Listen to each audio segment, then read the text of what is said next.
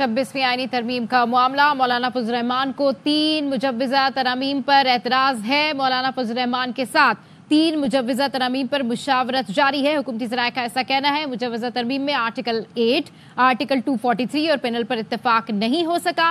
मौलाना फजल रहमान राजी हो गए तो आज ही सेनेट में तरमीम पेश कर दी जाएंगी। हुकूमत की आइन के आर्टिकल 48 की शिक 4 में तरमीम की तजवीज़। इस हवाले से मजीद तफसीलात जानते हैं हमारे नुमाइंदे संजय साधवानी से। जी संजय, अपडेट कीजिए।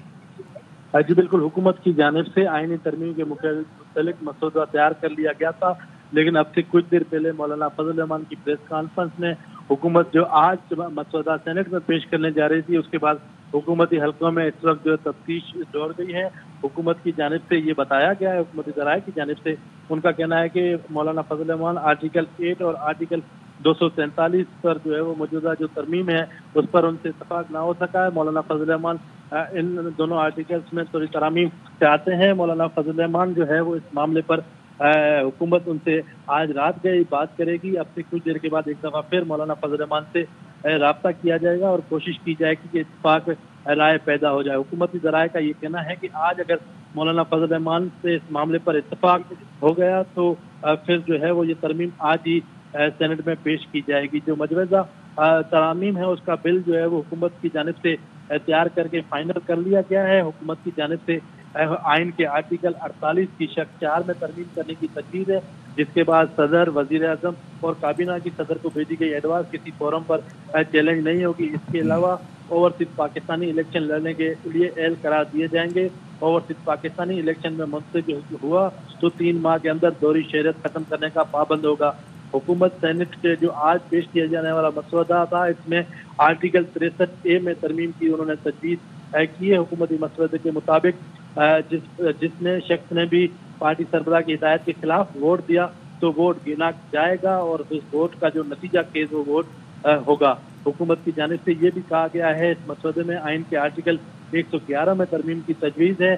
इसके साथ इसके तरमीम के बाद जो है वो एजी सिंध के साथ जो एडवाइज़र जो मुशीर तैनात किए जाते हैं वो भी कानूनी मामलात पर सूबाई असेंबली में बात कर सकते हैं। इसके अलावा जजेस तकरीरी के जो मुतलिक आर्टिकल है आर्टिकल 175A, उसमें भी तरमीम की तजवीज़ है। जुडिशल कमीशन हाई कोर्ट की जजेस की कारकर्दगी का जायज़ा ले सकेगा। उनकी जो प्रमोशन हैं यानी उनकी सुप्रीम कोर्ट में एलिवेशन है वो उस पर मुयसर होगी। इसके अलावा सुप्रीम कोर्ट में जजेस की तकरीरी के तरीक़ार में भी तरमीम की तजवीज़ है। सुप्रीम कोर्ट जजेस की तैनाती कमेटी में 4 असेंबली अरकान जो हैं वो होंगे, 2 हुकूमत की तरफ से, 2 अपोजिशन बेंचेस की तरफ से अरकान इस कमेटी का हिस्सा होंगे, जिसमें 2 सेनेटर, 2 कौमी असेंबली के रुकन होंगे। सुप्रीम कोर्ट जजेस तैनाती कमेटी जो है उसमें हुकूमत और अपोजिशन के 2 अरकान के बाद जो है वो ये कमेटी अपनी तजवीज़ वज़ीर आज़म पाकिस्तान को भेजेगी। सुप्रीम कोर्ट जजेस तैनाती की जो कमेटी है और उसमें वज़ीर आज़म की जानिब से 2 नाम तजवीज़ किए जाएंगे जो हुकूमत की तरफ से होंगे,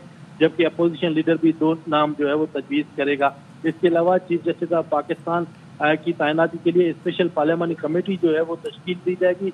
कमेटी 12 अरकान पर मुश्तमिल होगी, जिसमें 8 कौमी असेंबली के मेंबरान जबकि 4 सेनेटर्स होंगे। कमेटी जो चीफ जस्टिस पाकिस्तान की मौजूदा तरीक़ेकार है, यानी जो मोस्ट सीनियर होता है वो चीफ जस्टिस ऑफ पाकिस्तान बनता है, उसे तरमीम किया जाएगा। अब मोस्ट 3 सीनियर जजेस के नाम जो है वो कमेटी इंतखाब करेगी, जिसके बाद हतमी नाम जो है वो कमेटी वज़ीर आज़म पाकिस्तान को भेजेगी। वज़ीर आज़म पाकिस्तान मंजूरी के बाद समरी सदर पाकिस्तान को भेजेंगे, जिसके बाद चीफ जस्टिस ऑफ पाकिस्तान का तकर्रुर होगा। इस कमेटी में जो कौमी असेंबली या सेनेट में अददी तनासब से अरकान की अक्सरियत के मुताबिक जो है वो कमेटी में हुकूमती और अपोजिशन अरकान शामिल होंगे। चीफ जस्टिस ऑफ पाकिस्तान की तकरीरी जो है वो 14 रोज पहले जो मौजूदा चीफ जस्टिस होगा उसकी रिटायरमेंट से पहले ये कमेटी जो नाम हुकूमत को भेजेगी और उसका अनाउंसमेंट जो है वो होगी।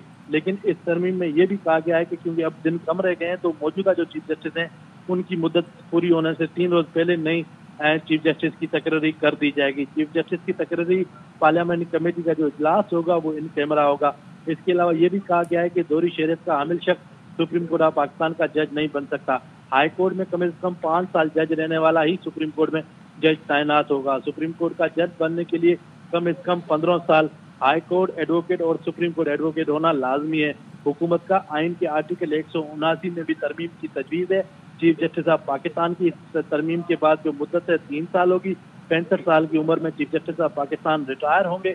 अगर कोई चीफ जस्टिस 60 साल की उम्र में चीफ जस्टिस बनते हैं तो उन्हें 63 साल की उम्र में रिटायर होना होगा। चीफ जस्टिस के ओहदे की मुद्दत 3 साल होगी।